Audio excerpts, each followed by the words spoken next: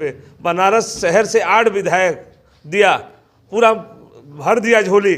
लेकिन अगर विधायक निधि का कार्य हुआ होता तो बनारस की एक ही गलियां, अब ये काशीपुरा की रोड देख लीजिए, बगल में जालपा की रोड देख लीजिए, बुलेटन रोड, जहां पे बनारस में भाजपा के सबसे सर्वाधिक वोटर है, उन वोट गलियों में अगर आप सुबह दर्शन करने जाएंगे, बाबा के दर्शन, विश्वनाथ जी के दर्शन, काल भैरव का दर्शन, दुर्गा जी का दर्शन, माँ शीतला जी है, मंगला गौरी है, यहाँ लोग सुबह उठ के ही दर्शन करके तब अपनी दुकान में जाते हैं।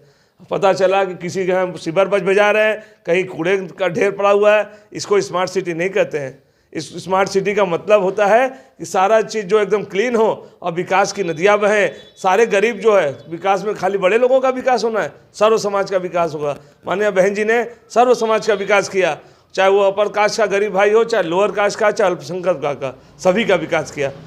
हम ये चाहते हैं कि माननीय बहन जी जो विकास किया उसी के आधार पर जनता के बीच जा रहे हैं। ये मेरा बुकलेट है, माननीय बहन जी को आप इस बार 5वीं बार मुख्यमंत्री बनाएं। कोरोना काल में व्यापारियों की शिकायत लगातार बिजली को लेकर के रही है, बिजली की समस्या।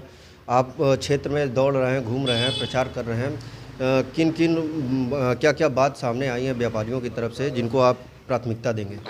स्वयं मैं एक व्यापारी हूँ, काशीपुरा व्यापार मंडल का मंत्री हूँ, कन्फेसर ऑफ बनारस व्यापार मंडल का मैं जिला कोषाध्यक्ष हूँ और सर्व जगह व्यापारियों को अपने व्यापार मंडल के माध्यम से जोड़ रहा हूँ।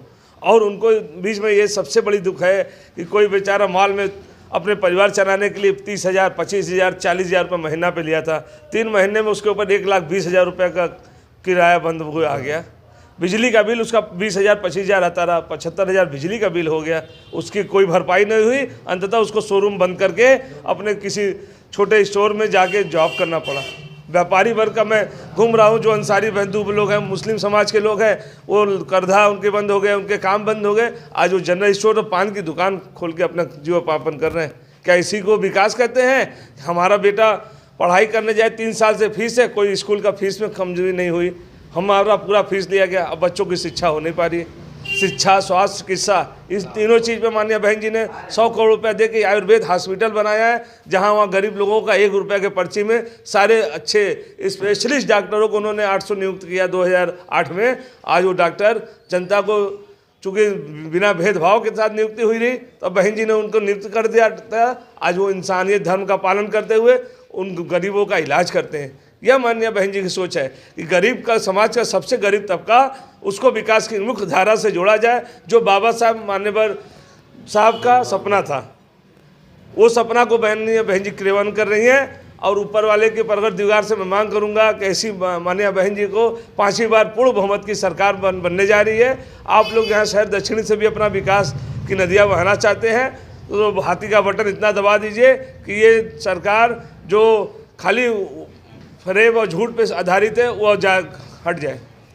आप प्रचार प्रसार के लिए क्या माध्यम अपना रहे हैं? क्योंकि अगर बात करें बीजेपी की, तो बीजेपी आईटी सेल बीजेपी का माना जाता है बहुत मजबूत है, और इस समय कोरोना का दौर चल रहा है, तो इसलिए जो है चुनाव आयोग द्वारा ज़्यादा लोगों को प्रचार प्रसार करने की अनुमति नहीं दी गई है। आपका क्या माध्यम होगा? किस माध्यम से आप जनता के बीच पहुंच रहे हैं और उनकी समस्याओं को? मैंने 20 वर्षों से एक एक गली, एक एक मोहल्ले में मीटिंग किया हुआ है। मेरा संगठन है, मेरे एक एक सेक्टर, मेरे 34 सेक्टर अध्यक्ष हैं, महासचिव हैं, उनका BBF है, बाम सेफ है, और एक एक बूथ पे हमारे 9 पदाधिकारी हैं। उन लोगों के बीच मैंने अपने माननीय बहन जी का बुकलेट देकर और अपना ये पंपलेट देकर माननीय बहन जी को मैंने कहा कि जाके वो बताइए कि मैं 20 वर्षों से लगातार पार्टी का कार्य किया हूँ, एक एक गली में कार्य किया हूँ। तो उस लोग जाने पे कहते हैं जो है कि माननीय बहन जी जो है कार्य की थी, उसी के आधार पर मैंने भी जो 20 वर्षों से अपने जन सेवा के माध्यम से कार्य किया है, उनसे कहता हूँ कि आपका चेहरा जाना पहचाना है और आप हाथी का बटन इतना तेज दबाइए कि 2022 में